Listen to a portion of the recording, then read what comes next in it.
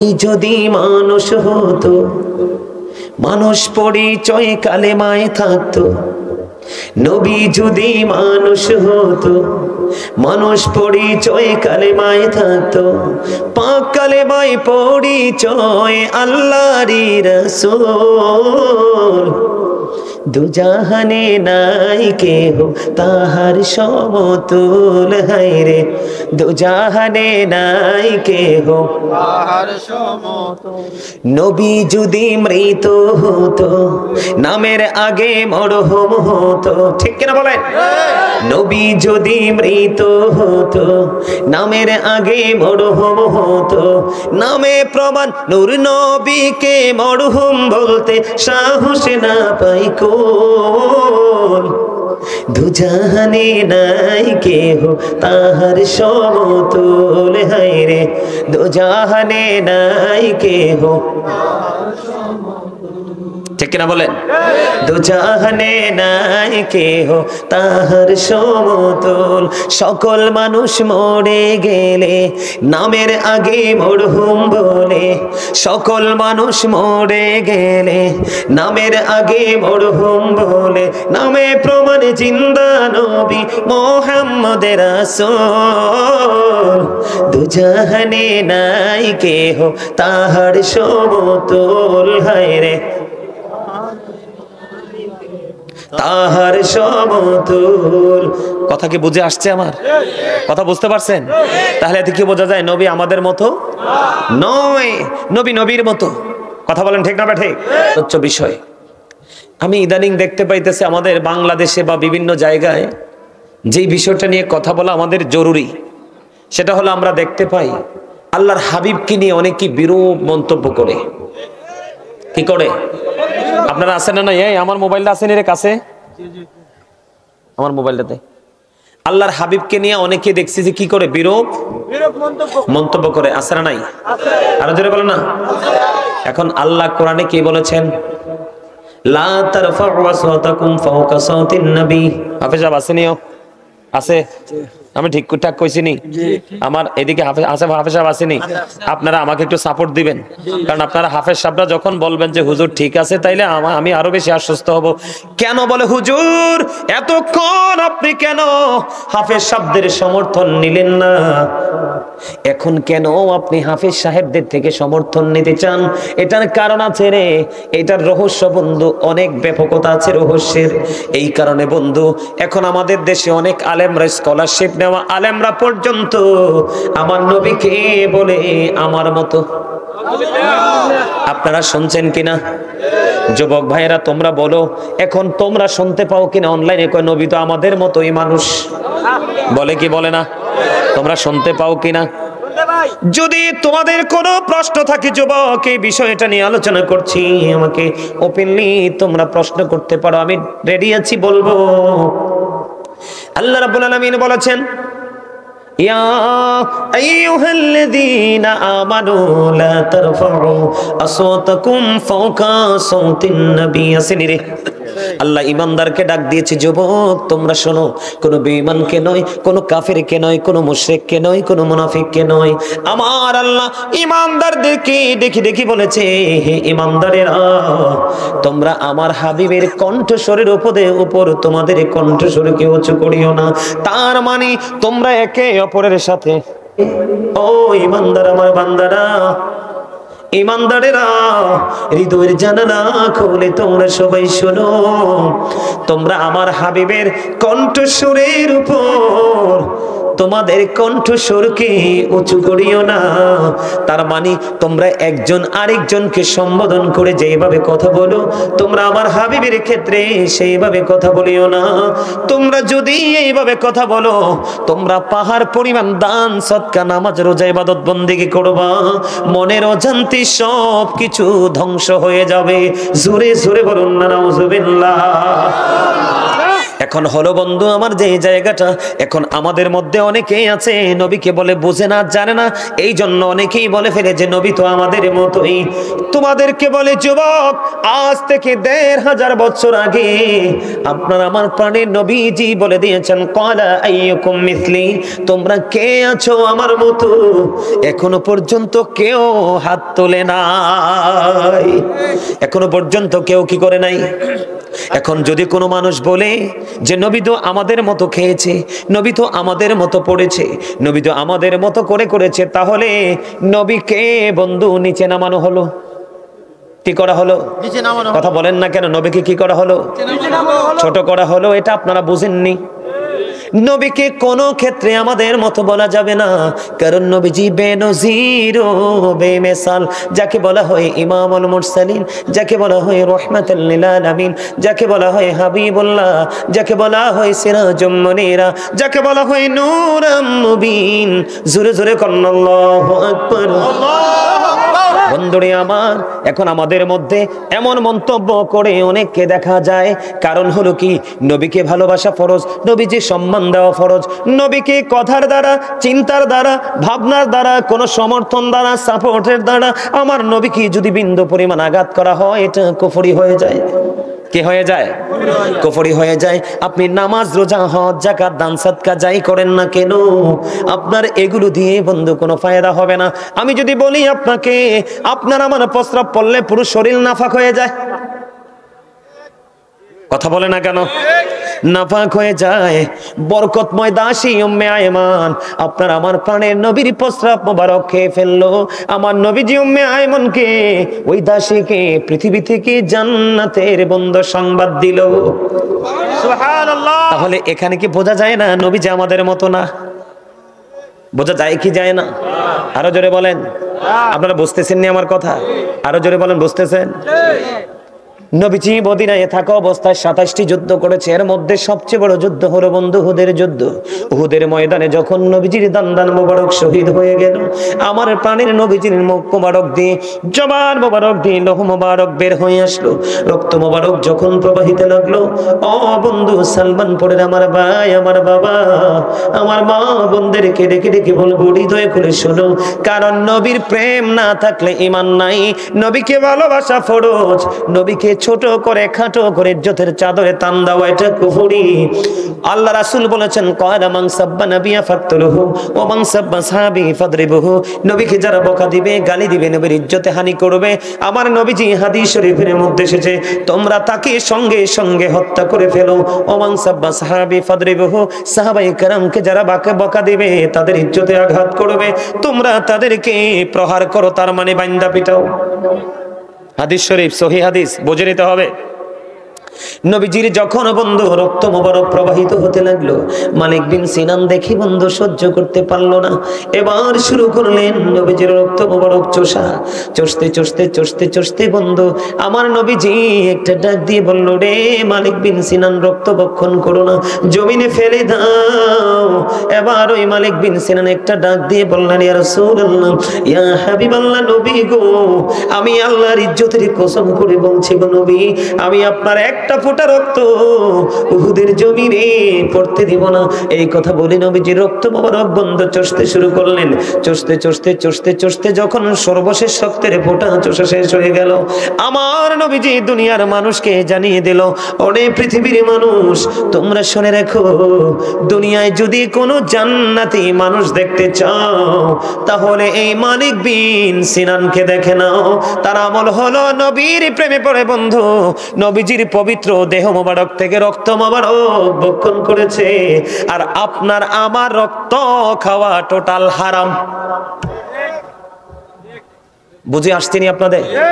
নবীজি রক্ত মোবারক খাওয়ার কারণে দুনিয়ায় জান্নাতের সুসংবাদ পাইল মালিক বিন সিনান। ভালো করে কিতাব দেখবেন, ঘাটবেন, যোগ্য দক্ষ আলেমদের সাথে যুক্ত হয়ে যাবেন। আপনি হাঁটতে লাগলে মানুষও তো সালাম দেয় না, কথা বলে না? আপনি আমি হাঁটতে লাগলে কি মানুষ সালাম দেয়? এখনকার ছেলেরাকে সালাম দেয়? 2000-এর মধ্যে 2-4 জন সালাম দেয়, ম্যাক্সিমামই মাথা নিচু করে, ওরা অপেক্ষায় থাকে মুরব্বীরা কখন সালাম দিবে। কথা বলেন না কেন? কিন্তু আমি নবীজির মর্যাদা বোঝানোর জন্য আমি আপনাদেরকে বলেছি বন্ধু, হযরতে আলী রাদিয়াল্লাহু তাআলা আনহু থেকে হাদিস খানা বর্ণিত। হযরতে আলী তিনি ডেকে ডেকে বলতেছেন, আমি আমার প্রাণের নবীর সাথে মক্কার আঁকাবাঁকা পথে যখন হাঁটতেছিলাম, একদিন আমি আমার প্রাণের নবীর সফর সঙ্গে হয়ে গেলাম। আমি যখন ওই মক্কার আঁকাবাঁকা মেটু পথে যখন হাঁটতে লাগলাম, আমার নবীজি সুন্দর করে হাঁটতেছে আমি আলী নিজেই শুনতে পেয়েছি আমার নবী যখন হাঁটতেছিল ওই আশেপাশের গাছপালা তরুলতা এবং পায়ের নিচে পিষ্ট হওয়া পাথর পর্যন্ত আমার প্রাণের নবীকে সালাম দিয়েছে। জোরে জোরে কন্যা সুবহানাল্লাহ।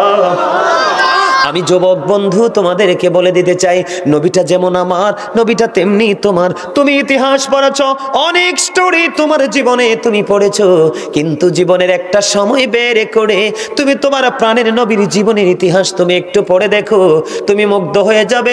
যুগে যুগে যুগে যুগে কত বেঈমান কাফের ইসলামের রং লাগার কারণে বন্ধু ইসলাম ধর্ম গ্রহণ করেছে, ঠিক কিনা? আরো জোরে। তুমি তোমার নবী হলো মূল, তুমি তোমার প্রাণের নবী হলো মূল। তুমি তোমার নবীকে নিয়ে অবজারভেশন করো, গবেষণা করো, রিসার্চ করো, অটোমেটিক্যালি তোমার সামনে সত্যটা উঠে আসবে বন্ধু। তাহলে এখানে কে বোঝা গেল? গাছপালা তরুলতা পর্যন্ত আমার প্রাণের নবীকে সালাম দে, আমার নুরুন আলে নূর নবীকে সালাম দে, পাথর পর্যন্ত নবীজিকে সালাম দে। আর আমরা একজন মুসলমান আরেকজন মুসলমানকে দেখা মাত্র সালাম দেওয়া এটা উত্তম কাজ। কথা বলে না কেন? এবং হক আদায় করা। কিন্তু তোমাকে আমাকে কেউ সালাম দেয় না, প্রাণের নবীকে গাছপালা তরুলতা পাথর পর্যন্ত সালাম দেয়। এতে বোঝা যায় রে আমার প্রাণের নবী বেনজির ও বেমিসাল। ঠিক কিনা বলেন? ইয়া রাসূলুল্লাহ, ইয়া গাউসুল জুন্নাত, জিন্দাবাদ জিন্দাবাদ। Thank you very much. Ahle Sunnah wal Jamaat is the best party. নবীজি ওই আহলে সুন্নাত ওয়াল জামাতের অন্তর্ভুক্তদেরকে নবীজি দুনিয়া থেকে জান্নাতের সুসংবাদ দিয়ে গেছে। জোরে কন্না সুবহানাল্লাহ। তাহলে এখানে কি বোঝা যায়? নবী আপনার আমার মতো। তাইলে আমি একটা গজল গাই, আপনারা খুঁজে নেন এখান থেকে কথাগুলো ঠিক আছে কিনা। নবী আমাদের মধ্যে আছে না, অনেকে বলে না এরকম নবীকে নিয়ে অনেক বিরূপ মন্তব্য করে, ভাই তুমি নবীকে নিয়ে নবীকে ছোট করো না। তুমি নবীকে ছোট করলে তুমি বেনিফিটটা কি পাবে? তুমি কিভাবে বেনিফিশিয়ার হবে না তো? আমি আজকে প্রমাণ দিব বন্ধুরে আমার। আল্লাহ শুধু এখানে একান্ত নয়, ও বন্ধু আল্লাহ বলেছেন ইন্নাল্লাযীনা ইউযুনাল্লাহা ওয়া রাসূলাহু লা'নাহুমুল্লাহু ফিদ দুনিয়া ওয়াল আখিরাহ ওয়া আ'আদ্দা লাহুম আযাবান মুহিনা। জোরে জোরে কন্না আল্লাহু আকবার। বন্ধুরে আমার, আল্লাহ এবং আল্লাহর হাবিবকে যারা কষ্ট দেয় আল্লাহ রাব্বুল আলামিন দুনিয়া আখিরাতে তাদেরকে লানত দিয়েছেন, অভিশপ্ত করেছেন। আ'আদ্দালাহুম আযাবাম মুহিনা, তাদের জন্য ভয়ঙ্কর সাজা আমার আল্লাহ বরাদ্দ করে রেখেছেন। জোরে জোরে কন্না নাউযুবিল্লাহ। তাহলে নবীজি বলতেছে ক্বালা আইয়ুকুম মিসলি, তোমরা কে আছো আমার মতো? ও বন্ধু তোমরা কে আছো আমার মতো? আমার দিকে তাকান। নবীজি শুনতে পেয়েছে হাদিস শরীফের মধ্যে এসেছে তিনজন লোক। কয়জন লোক?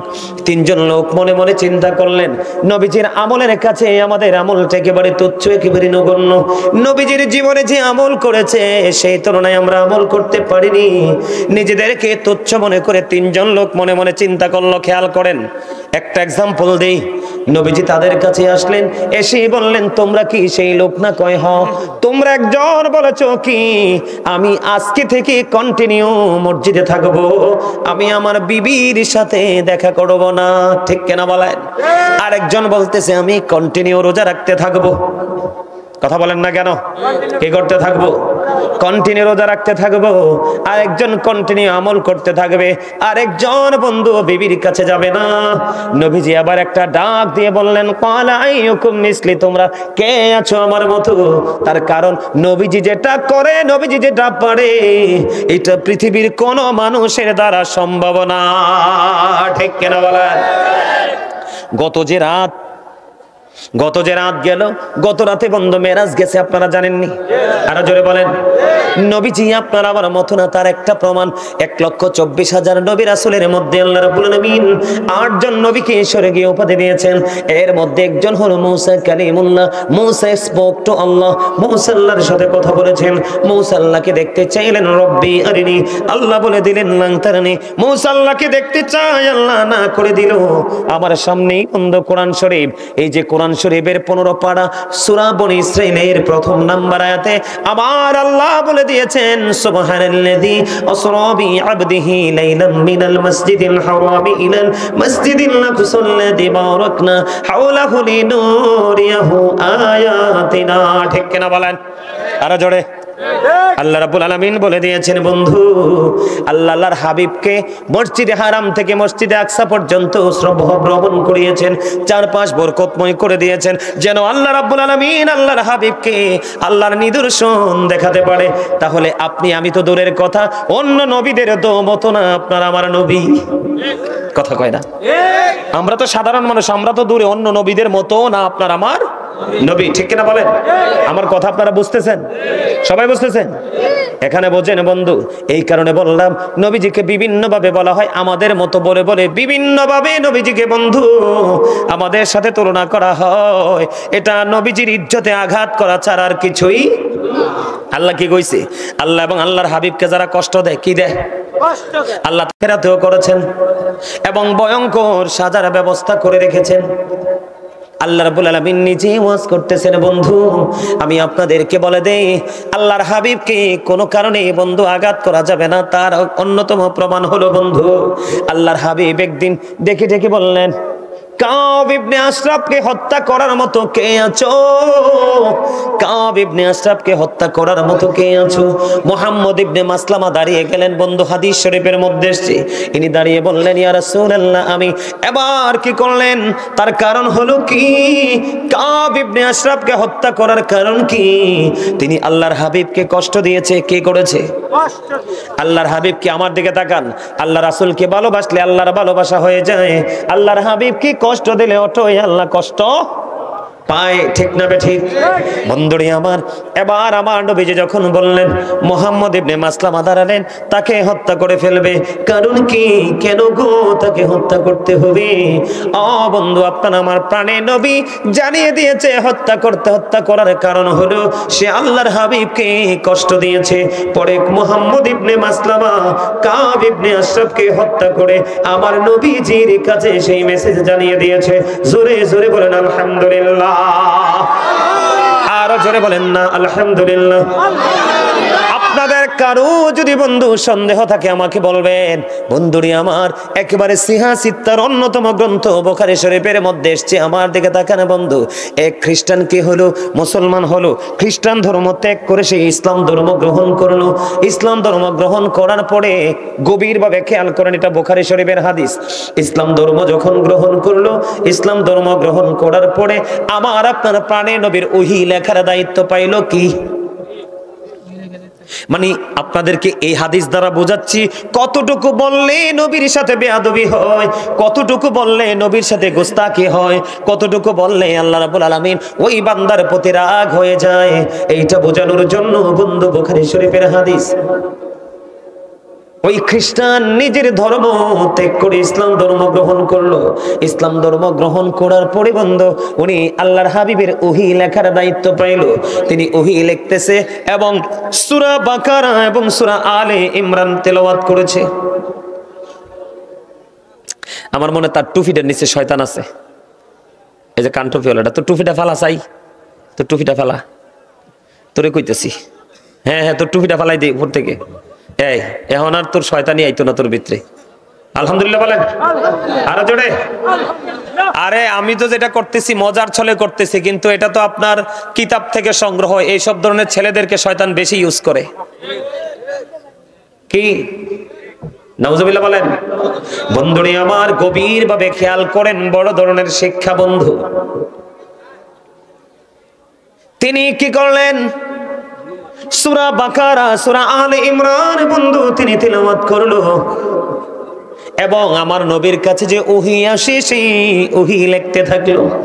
ওহী লিখতে লিখতে লিখতে লিখতে বন্ধু হঠাৎ করে একদিন সে আবার তার ধর্মে ফিরে গেল।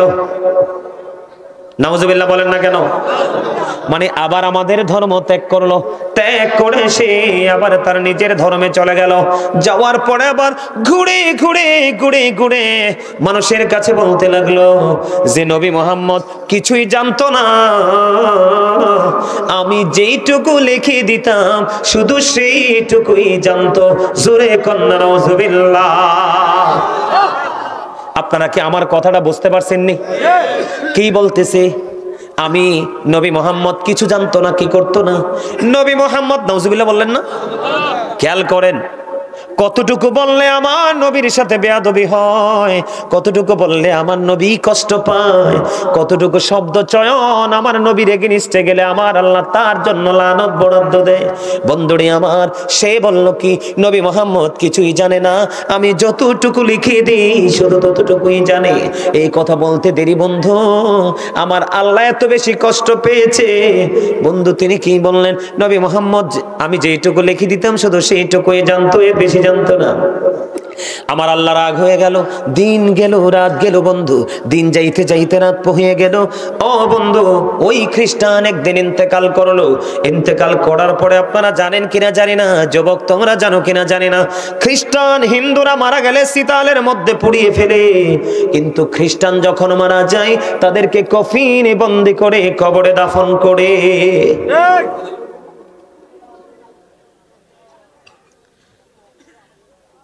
এই এই রাস্তায় যে যুবক ভাইরা আসো, রাস্তায় যে যুবক ভাইরা আসো, যদি বলো যে হুজুর আমাদেরকে পায়ে ধরে বলেন, আমি পায়ে ধরে তোমাদেরকে বলবো তোমরা মাহফিলে আসো।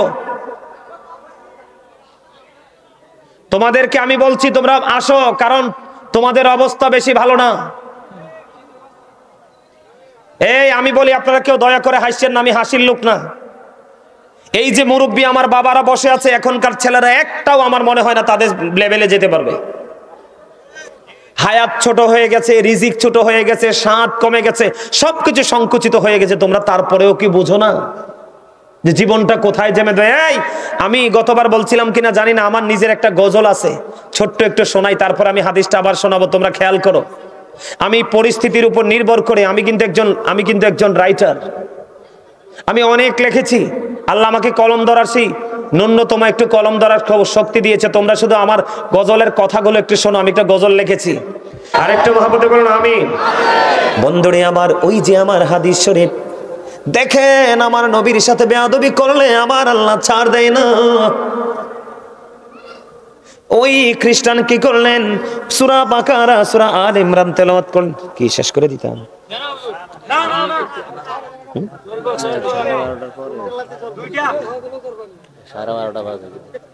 শেষ করে দিতাম। আচ্ছা ঠিক আছে, আমি বুঝতে পারছি, আর বলতে হবে না, আমি বুঝতে পারছি। আপনারা যারা এখনো যুবক ভাইরা তোমরা যারা দাঁড়িয়ে আছো সবাইকে বলছি, আমি আলোচনা শেষ করে দিচ্ছি, অনেক সময় হয়ে গেছে। তোমরা সবাই ভিতরে আসো, সবাইকে বলছি তোমরা ভিতরে আসো, আমি আলোচনাটা অল্প সময়ের মধ্যে গুছিয়ে দিচ্ছি। আমার দিকে তাকানো বন্ধু, সূরা বাকারা তেলাওয়াত করলো, সূরা আলে ইমরান তেলাওয়াত করলো, আর বাইরে গিয়ে গিয়ে বলতেছে আমি যতটুকু লিখে দিতাম নবী মুহাম্মদ ততটুকুই জানতো, এর বেশি কিছু জানতো না। এবার আবার আল্লাহ রাগ হয়ে গেলেন, আমার আল্লাহ তার প্রতি অনেক বেশি রাগান্বিত হয়ে গেল। বন্ধু এই খ্রিস্টান একদিন মারা গেল, কফিন বন্দি করে তাকে বন্ধু তার কবরের মধ্যে রেখে দিল। রেখে দেওয়ার পরে দিন চলে গেল, রাত পড়িয়ে গেল। পরের দিন সকাল যখন হলো, আপন স্বজন সবাই মিলে বন্ধু দৌড়ে চলে আসলো যে তাকে যে কফিনে করে কবরে রেখে আসলাম একটুখানি দেখে আসি। এবার দেখতে যখন আসলো, আসার পরে চাইয়া দেখলেন ওই খ্রিস্টানের লাশটা মাটির বাইরে পড়ে আছে। জোরে জোরে কোন আলহামদুলিল্লাহ। আপনারা একটা জিনিস খেয়াল করেন বন্ধু, সে বলেছে আমি যতটুকু লিখে দিতাম নবী মুহাম্মদ সেইটুকুই জানতো। আপনারা বলেন ওহী কি নবীর কাছে আসছে না তার কাছে? নবীর কাছে। নবী বলার কারণে সে নোট করেছে। কি করেছে? নোট করেছে। রাসূল বলার কারণে সে কি করেছে? নোট করেছে। নোট করেছে। দেখেন নবী বলেছে, সে নোট করেছে, ঠিক কিনা বলেন? কিন্তু সে কি করতেছে, নবীকে ছোটটা কেমন করে করলো? নবী মোহাম্মদ কিছুই জানতো না, আমি যতটুকু বলতাম ততটুকুই শুধু জানতো। আপনারা যুবক ভাই তোমরা বলো, নবীকে এখানে ছোট করা হয়েছে কিনা? নবীর ইজ্জতে আঘাত আসছে কিনা? এবার বুঝো বন্ধু, নবীকে বিন্দু পরিমাণ আঘাত করা যাবে না, কারণ তিনি সৃষ্টির শ্রেষ্ঠ। এবার কি করলেন, তার ওই যে খ্রিস্টান তার আপন স্বজনেরা মন্তব্য করতে শুরু করলো, এটা পৃথিবীর কারো কাজ নয়, নবী মুহাম্মদের কাজ। জোরে কোন নাউজুবিল্লাহ। আমার নবী তো তার কবরের কাছে একটা বারের জন্য আসে না। দেখো আমাদের নবী কত দামি, ও বন্ধু কত দামি রে তোমার আমার প্রাণের নবী। আমি তোমাদেরকে বলি, নবীর সাথে বিন্দু পরিমাণ গোস্তাকি আল্লাহ রাব্বুল আলামিন সহ্য করে না বন্ধু আমার। এবার কি করলেন, তার কবরটা কি আরো গভীর ভাবে খনন করলেন। খনন করে আজকে আবার তাকে কবরের মধ্যে দাফন করে চলে গেলেন। দিন চলে গেল, রাত পড়িয়ে গেল। পরের দিন সকালবেলা আবার তার আপন স্বজনেরা আসলো। আসার পরে চাইয়া দেখলো ওই খ্রিস্টানের কবর থেকে আবার তার লাশটা বাইরে পড়ে আছে। জুড়ে জুড়ে বলুন না নাউজুবিল্লাহ। আলহামদুলিল্লাহ বলেন। এখানে নাউজুবিল্লাহ মানায় না, আলহামদুলিল্লাহ, কারণ আমরা নবীর প্রেমিক, আমরা খুশি না? কথা বলে না কেন? আমার নবীর দুশমনের পানিশমেন্ট হয়েছে। আমরা সবাই, আমরা নামাজ পড়ি বা না পড়ি, আমরা আমাদের রাসূলকে ভালো, কিন্তু সেই ভালোবাসাটা যেন ভালোবাসার মতো হয়। 2 দিন চলে গেল। এবার কি করলেন, আজকেও কবরটাকে আরো গভীর ভাবে খনন করলো। খনন করে আবার তাকে কবরে দাফন করে চলে গেল বন্ধু। আর মনে মনে বলতে লাগলো, নবী মুহাম্মদের কাজ। জোরে জোরে কোন নাউজুবিল্লাহ। এবার চলে গেলেন বন্ধু। আবার দিন গেল, রাত গেল। যখন বন্ধু সকাল হলো, আবার পরের দিন তৃতীয় দিন আসলো তাকে দেখার জন্য। এবার আইসা দেখি বন্ধুটা মাটির বাইরে পড়ে আছে। এবার তার আপন স্বজনেরা বলে, না না না, এইটা পৃথিবীর কোনো মানুষের কাজ নয়। ও বন্ধু, তার লাশটা মাটির বাইরে ফেলে তারা চলে গেল। জোরে জোরে কন্যা আলহামদুলিল্লাহ। শুধু বেয়াদবিটা কতটুকু করছে, যে আমি যেটুকু লিখে দিতাম নবী সেইটুকুই জানতো, বেশি জানতো। আপনারা বলেন আমার নবী বেশি জানে কি জানে না? জানার পাওয়ার আল্লাহ দিছে কি দিছে না? তাহলে আপনি যদি এইটুকু বলেন তাহলে নবীর সাথে কি হয়ে যাবে? বেয়াদবি হয়ে যাবে বন্ধু। আপনারা মদিনায় গেছেননি? মদিনায় যাওয়ার লোক আছেননি এখানে? আপনারা দেখছেননি নবীজির রওজার চারপাশে সীসাডালা দেয়াল আছে না নাই? আপনারা যারা, আমি নিজে গিয়েছি বন্ধু 2021 সালে দেখে এসেছি, নবীজির রওজা মোবারকের চারপাশে বন্ধু সীসাডালা দেওয়াল দিয়ে একটা প্রাচীর গড়ে দেওয়া হয়েছে। এটার কারণ জানেননি বন্ধু? খ্রিস্টানেরা কি করেছে? 557 সনে, কত সনে? কত সনে? 557 সনে। খেয়াল করেন, খ্রিস্টানেরা তারা জানতে পেরেছে, বুঝে নেন নবী সম্পর্কে আজকে একটু জেনে নেন। বিরক্ত হচ্ছেন নি কোনো? বিরক্ত হলে ছেড়ে দিব। আমার দিকে তাকান বন্ধু, এই যে নবীজির রওজার চারপাশে যে সীসাডালা দেওয়াল, তার কারণ কি, রহস্য কি বন্ধুরে আমার? ওই 3 জন খ্রিস্টান, কতজন? 3 জন খ্রিস্টান। তারা কি করলো বন্ধু? আপনার আমার প্রাণে নবীজি মুসলমানের বড় শক্তি। দিন দিন যে মুসলমানরা নবীর মধ্য থেকে অনুপ্রেরণা পাবে, উৎসাহিত হবে, অনেক শক্তিশালী হবে। খ্রিস্টানেরা জানতেন তৎকালীন সময়ে বন্ধু আমার নবীজির ওই দেহ মোবারক, নবীজির রওজা মোবারক থেকে চুরি করার জন্য খ্রিস্টানেরা কি ছদ্মবেশ নিলেন। তারা বন্ধু দিনের বেলা আত্মগোপনে থাকতেন, রাতের অন্ধকারে বন্ধু তারা বের হতো। একদিন কি করলেন, আমার নবীজি যে জানে, নবীজি যে বোঝে, আমার নবীজি যে উম্মত, নবীর পাগল উম্মতের ঘরে যেতে পারে, তার সাথে কথা বলতে পারে, তার এক্সাম্পল হলো এটা বন্ধু। অনেক এক্সাম্পল আছে, তার মধ্যে এটা একটা। সুলতান নূরউদ্দিন জঙ্গির ঘরে চলে গেলেন আমার নবী। সুলতান নূরউদ্দিন জঙ্গির ঘরে গিয়ে বললেন, তুমি দেখো ওই দুশমনেরা দুশমনি করতেছে। সুলতান নূরউদ্দিন জঙ্গি বন্ধু যখন স্বপ্নে দেখলেন, এবার তিনি ওনার সঙ্গীদেরকে নিয়ে কি করলেন, ওই মদিনার উদ্দেশ্যে তিনি রওনা হয়ে গেলেন। মদিনাতে এসে তিনি এলান করে দিলেন, আমি সকল মদিনাবাসীকে উপহার দিতে চাই। সুবহানাল্লাহ বলেন না? আসলে তো উপহার দিবে না, ওই আমার নবীজি সুলতান নূরউদ্দিন জঙ্গির ঘরে গিয়ে দুশমনদের চেহারাটা চিনিয়ে দিয়ে আসছে। ওই সুলতান নূরউদ্দিন জঙ্গি উপহার দেওয়ার মানে হলো ওই আমার প্রাণের নবীর দুশমনদেরকে চিহ্নিত করা। এবার বন্ধু মদিনাতে চলে আসলেন। আসার পরে মদিনাতে চলে আসার পরে বন্ধু সবাইকে তিনি উপঢৌকন দিলেন। কিন্তু আমার নবীজি যে দুইজন চেহারার তিনজন চেহারার মানুষ দেখিয়েছেন তাদেরকে খুঁজে পায় না। এবার প্রশ্ন করলেন, কি তোমাদের মধ্যে পুরস্কারের বাকি আর কেউ আসেনি? কই আর আছে তো। কি কয় পুরস্কার পাওয়ার বাকি আছে? কয় ওরা কারা? কয় ওরা অত্যন্ত আল্লাহওয়ালা বুজুর্গ। কয় তাই নাকি? কিন্তু সুলতান নুরউদ্দিন জঙ্গি বুঝে ফেলেছে যে না না না, ওইগুলোই হলো বড় দুশ্মন। এবার বন্ধু চলে গেলেন, আমার দিকে তাকান। এবার যখন চলে গেলেন, যাওয়ার পরে তাদের তাঁবু থেকে তাদেরকে বের করলেন, বের হয়ে এসো। তারা যখন বের হলো, বের হওয়ার পরে চাইয়া দেখলেন মাটির বিছানা বিছানো, বিছানা সরালো, বিছানা সরানোর উপরে নিচে দেখলেন বন্ধু তক্তা বিছানো। এবার তক্তাগুলো সরানো হলো, তক্তাগুলো সরানোর পরে চাইয়া দেখলেন, তক্তাগুলো সরানোর পরে চাইয়া দেখলেন তারা যেখানে বসবাস করে ওখান থেকে নিচের দিকে নবীজির রওজার দিকে একটা সুড়ঙ্গ বন্ধ করে ফেলেছে। জোরে জোরে কন্যা নাউজুবিল্লাহ। বিশাল সুড়ঙ্গ খুলে ফেলেছে বন্ধু। কিতাবের মধ্যে এসেছে যদি ওই রাত্রাই সম পাইত, নবীজির বন্ধু পা মোবারকের কাছাকাছি পর্যন্ত চলে গিয়েছিল। তখন কি করলেন তারা? রাতের বেলা, দিনের বেলা বের হতো না, সুফি সেজে থাকতো। রাতের অন্ধকারে আমার নবীজির রওজা মোবারক থেকে নবীজিকে বের করার জন্য বন্ধু মাটি খনন করে করে বন্ধু জান্নাতুল বাকির মধ্যে মাটিগুলো নিয়ে ফেলে দিয়ে আসতো। তারা চাইয়া দেখলেন ওই যে নবীজির একদম পা মোবারকের কাছাকাছি চলে গেল। তখন সুলতান নুরউদ্দিন জঙ্গি এমন দৃশ্য দেখার পরে বন্ধু কি করলেন? দিবালোকে মানুষগুলো নিয়ে সঙ্গে সঙ্গে আগুন লাগিয়ে তাদেরকে দিন দুপুরে পুড়িয়ে ফেললো। পুড়িয়ে ফেলার পরে এবার নবীজির রওজা মোবারকের কাছে গিয়ে কান্নায় ভেঙে পড়লো, ইয়া রাসূলুল্লাহ, নবী গো, আমার যদি কোনো গুস্তাখি হয়ে যায় আপনি ক্ষমা করে দিয়েন। জোরে জোরে কন্যা সুবহানাল্লাহ। বন্ধুরে আমার ওই 557 সনে তখন ওই সুলতান নুরউদ্দিন জঙ্গি যুগে যুগে যুগে যুগে আমার নবীর দুশমনেরা আমার নবীকে আঘাত করার কি করবে? চেষ্টা করবে।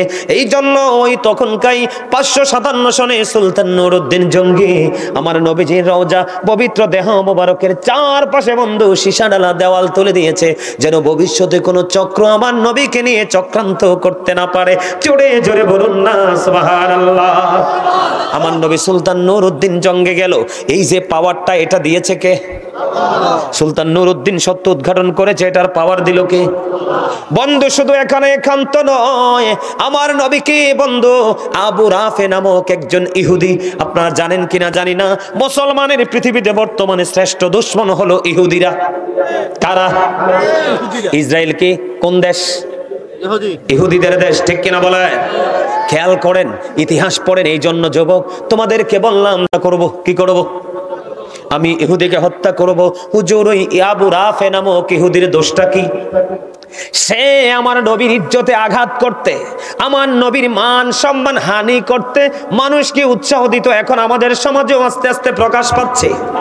কথা কয় না কেন? নবীকে ছোট করতে উৎসাহিত করে। বন্ধুরে আমার এবার কি করলেন? নবী গো, ওই আবু রাফে নামক ইহুদি কোথায় বসবাস করে? আমার নবীজি বললেন তার বসবাস, তার আবাসস্থল হলো হিজাজে। কোথায়? হিজাজ ভূমিতে তার আবাসস্থল। আপনার আমার প্রাণের নবী তিনি বলে দিলেন বন্ধু, তিনি বললেন তুমি যাও যাও, তুমি হিজাজে চলে যাও। দল অনেক সৈনিক আছে, এর মধ্যে দলের লিডার হলো আমির হলো আব্দুল্লাহ ইবনে আতিক। বন্ধুরে আমার ওই হিজাজে পৌঁছাইতে পৌঁছাইতে আব্দুল্লাহ ইবনে আতিক হিজাজে পৌঁছানোর পরে দেখতে পাইলেন সন্ধ্যা বন্ধু ডানা মেলে দিল, সূর্য বাংলাদেশের আকাশ থেকে আপন গন্তব্যে লুকিয়ে গেল। এবার তিনি কি করলেন? সকল সফর সঙ্গীদেরকে বললেন তোমরা এখানে থাকো। বন্ধু এখানে থাকার পরে তিনি আস্তে আস্তে করে আবু রাফে নামক ইহুদির বাড়ি চলে গেল, ওনার ঘরে ঢুকলো। ঢুকার পরে দেখলেন তিনি মানুষের মধ্যখানে শুয়ে আছে, তার মানে তার সন্তান সন্ততিদের মাঝে শুয়ে আছে। এবার তিনি কি করলেন? কিন্তু আবু রাফেকে কি করতে হবে? চিহ্নিত করতে হবে। এবার কি করলেন? আব্দুল্লাহ ইবনে আতিক তিনি বললেন আবু রাফে তুই ঘুমায়, তোমার মায়ের আজকে দাঁড়াও। এবার এবার যখন বললেন আবু রাফে বলতে দেরি, এবার আবু রাফে ডাক দিয়ে বলল, কে কে কে কে আমাকে ডাকলো কে? তার মানে হলো আবু রাফে নামক ইহুদিকে চিহ্নিত করার জন্য এই নামটা নিয়েছে। নামটা নেওয়ার সঙ্গে সঙ্গে যখন বন্ধু আবু রাফে নামক ইহুদিরা সাড়া দিল, কি দিল? সারা দিতে দেরি, তখন উন্মুক্ত তরবারি নিয়ে সঙ্গে সঙ্গে আবু রাফেকে হত্যা করে দিল। জোরে জোরে বলুন না আলহামদুলিল্লাহ। আপনারা বলেন, এই যুগেও যদি কেউ নবীকে অপমান করে, নবীর ইজ্জতের চাদর ধরে টান দে, আমরা তাকে ছাড়বো না?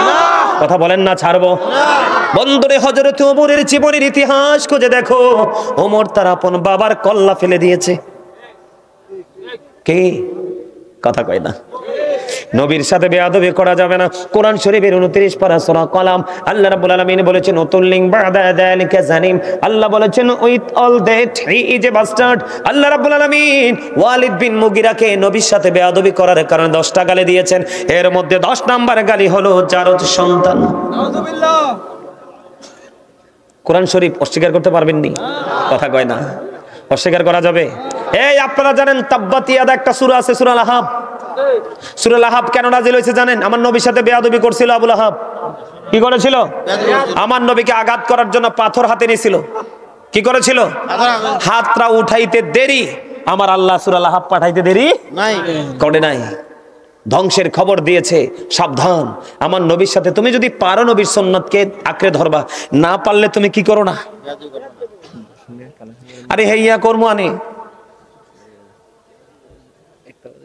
কথা বুঝতে পারছেন আমার? তার নবীর সাথে বেয়াদবি করা যাবে? এই যুবক, তোমাদেরকে বলি, প্রত্যেকটা সূরা আয়াত নাজিল হওয়ার পিছনে ব্যাকগ্রাউন্ড আছে। কি আছে? শানে নজুল আছে, প্রেক্ষাপট আছে, আছে না নাই? সবচেয়ে ছোট্ট সূরা ইন্না আ'তাইনাকাল কাউসার ফাসাল্লি লিরাব্বিকা ওয়ানহার ইন্না শানিয়াকা হুয়াল আবতার। সর্বশেষে আবতার শব্দটা আসেনি?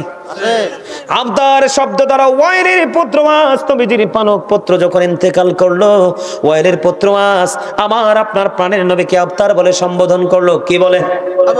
আবতার যখন বলল, নবীজিকে নিঃস্ব বলল, নির্বংশ বলল, বলতে দেরি রে, আমার আল্লাহ জিব্রাইলকে ডেকে ডেকে বলে, জিব্রাইল যা যা, আমার হাবিবকে যারা আজকে আবতার বলেছে তুমি সূরা কাউসার নিয়ে যাও আমার হাবিবের কাছে। আজকে যারা আমার হাবিবকে আবতার বলেছে তারাই হবে কাল হাসরের ময়দানে আবতার। জোরে জোরে কন্না নাউযুবিল্লাহ। আর যারা প্রাণের নবীকে ভালোবাসবে তাদের জন্যই বরাদ্দ হলো হাউজে কাউসার। জোরে জোরে কয় না সুবহানাল্লাহ? আর জোরে বলেন না সুবহানাল্লাহ? আমাদের সেই নবীকে ভালোবাসার দরকার আছে না নাই? বলেন, আর জোরে বলেন মারহাবা। এটা তো কইতেন না, আল্লাহ কি তাকে লেখি রেখেছে কইতেন। ইয়া গাউসুল দোস্ত, জিন্দাবাদ জিন্দাবাদ। সম্মানিত উপস্থিতি, এদিক তাকান। এই আমার ওয়াজ শেষ, একবারে শেষে কথা বললেন না, আমি একবারে লাস্ট ফিনিশিংয়ে চলে আসছি, আপনারা কেউ কথা বলবেন না। আপনাদের কাছে কিন্তু আফজাল হোসেন নুরি সাহেব মসজিদের জন্য সাহায্য চাইছিল না? আপনারা টাকা দিছেন অনেকেই, কিন্তু একদম স্লো মোশনে দিছেন। কি আমার দিকে তাকান। এই ডিসেম্বরের 3 তারিখে আমি ওইদিকে একটা মাহফিলে গেছিলাম, গরিপুরের ওইদিকে, বড় মাসিমপুর। গত ডিসেম্বরের 3 তারিখে ওরা আমারে বলল, হুজুর আমাদেরকে মসজিদের জন্য একটু কালেকশন করে দেন না।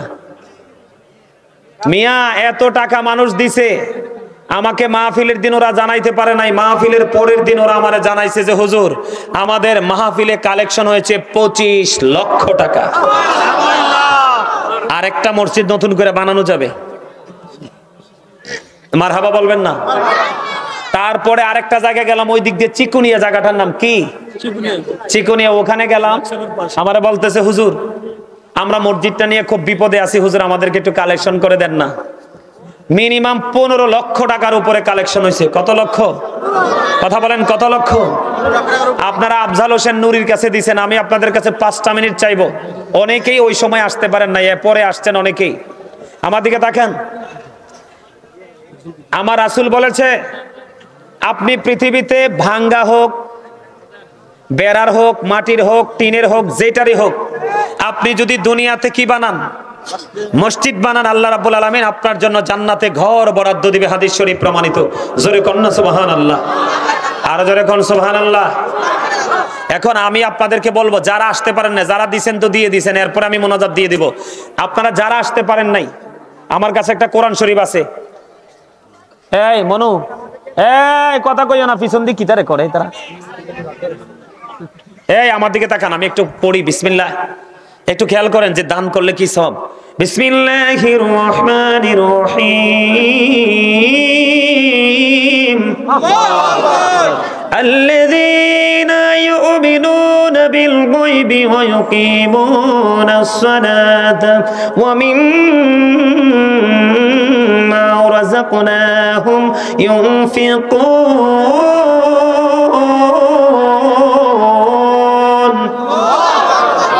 আল্লাহ বলতেছে সাবধানী ওরাই কারা, যারা অদৃশ্যে বিশ্বাস করে, সালাত কায়েম করে।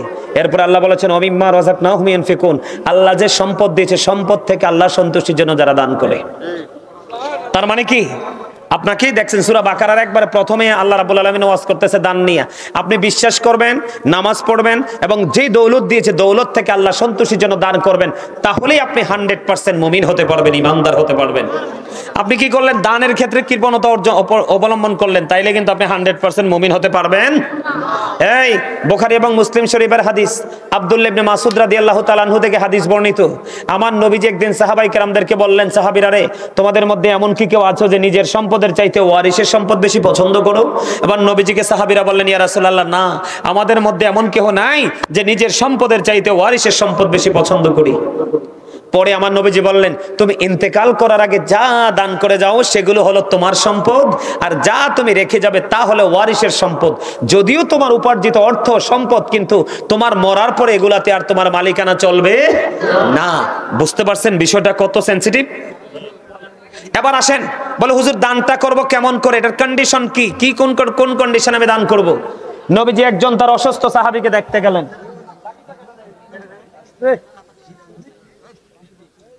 নবীজি একদিন তার অসুস্থ একজন সাহাবীকে দেখতে গেলেন। তো সাহাবীকে দেখতে যাওয়ার পরে